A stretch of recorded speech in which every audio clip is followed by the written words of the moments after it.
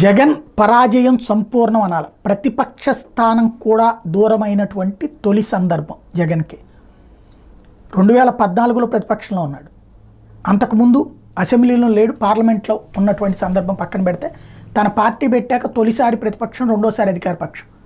ఈ దఫా ఏ పక్షము లేనటువంటి పక్షం అయిపోయింది. ఇంకా ప్రతిపక్ష పాత్ర అన్నటువంటిది కూడా కరువు అయినటువంటి పరాజయం అంటే అనూహ్యం. జగన్ ఊహించింది ఒకటి, జరిగింది ఒకటి. ఎందుకు ఇలా జరిగింది అన్నటువంటిది లెక్కేసుకుని అంతా తేల్చుకునేటప్పటికి అవ్వాల్సింది అయిపోయింది.